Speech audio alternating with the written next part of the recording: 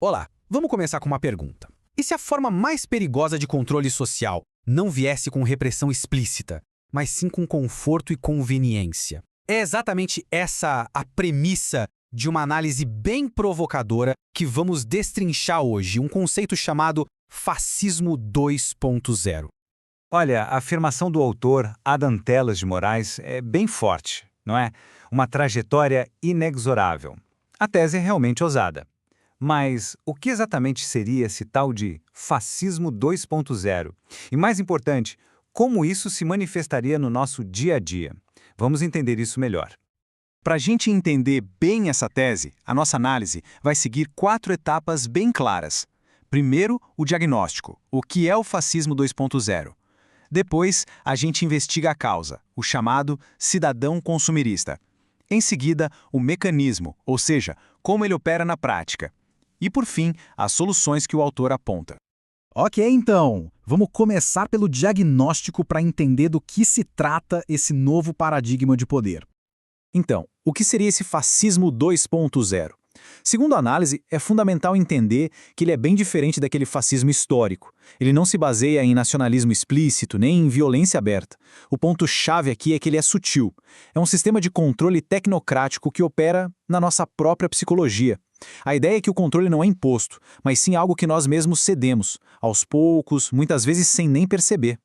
Certo? Mas para um sistema desses funcionar, ele precisa de matéria-prima, digamos assim. E é aqui que a análise introduz uma figura central, o cidadão consumerista. E quem é esse cidadão consumerista? O autor descreve como um indivíduo caracterizado por uma certa inércia, uma indiferença. É alguém que se afasta do debate cívico, do engajamento público e foca mais na busca por prazeres imediatos, por conforto. É justamente essa apatia que, segundo o estudo, cria o terreno perfeito para esse novo modelo de poder se instalar. Basicamente, estaríamos trocando soberania por conveniência.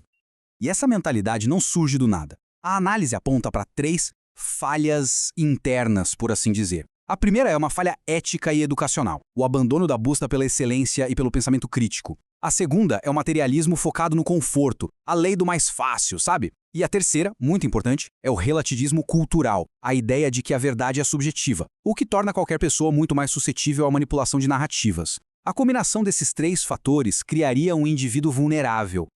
Ok? Então temos o cidadão vulnerável. Agora a pergunta é, como exatamente o sistema explora essa vulnerabilidade? Vamos entrar no mecanismo de controle. E aqui está o ponto central do mecanismo. A apatia do cidadão consumerista não é vista só como uma falha pessoal. Pelo contrário, ela é o que abre a porta para uma exploração sistemática. E a ferramenta para essa exploração são os nossos próprios vieses cognitivos. Olha só essa tabela. Ela mostra bem como isso funciona na prática. Pega o viés de ancoragem, por exemplo. É a nossa tendência de confiar na primeira informação que recebemos. Isso é usado para moldar narrativas iniciais. Depois vem o viés de disponibilidade. Sabe quando algo parece mais importante só porque vemos o tempo todo? Pois é, a mídia digital é saturada com certas informações para que elas pareçam mais comuns. E por fim, a conformidade. É o nosso desejo de pertencer a um grupo. Isso permite um controle por pressão social. Ninguém precisa usar a força, porque o medo de ser excluído do grupo já faz o serviço. E é importante notar que, segundo o estudo, esse controle psicológico não é algo aleatório. Ele faz parte de uma arquitetura de poder global muito maior, que está se formando agora. Essa tabela é muito interessante. Ela mostra uma convergência funcional, ou seja, mesmo com ideologias diferentes, os métodos de controle estão ficando parecidos. O fascismo clássico usava repressão violenta. O modelo chinês usa vigilância digital em massa. Já o modelo ocidental usa algoritmos, pressão social e algo que o autor chama de grande irmão distribuído. E o estudo ainda destaca o modelo brasileiro, onde o ativismo judicial funcionaria como um tipo de hard power disfarçado. O ponto é, os métodos mudam, mas o objetivo de moldar o comportamento parece convergir. Vamos focar um pouco nesse conceito para o Ocidente, o grande irmão distribuído.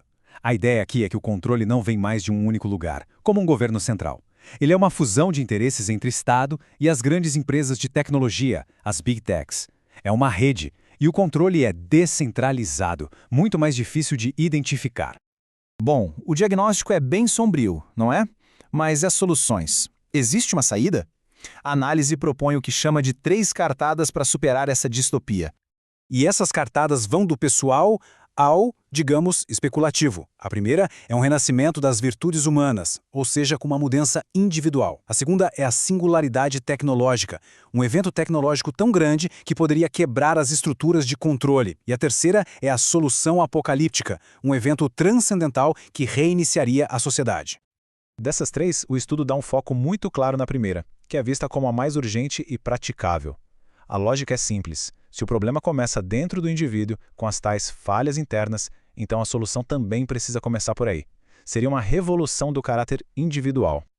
Então, vamos recapitular os pontos principais. Primeiro, o fascismo 2.0 é apresentado como esse sistema de controle sutil e tecnocrático. Segundo, ele só é possível por causa do cidadão consumerista. Terceiro, o mecanismo de controle explora nossos vieses cognitivos.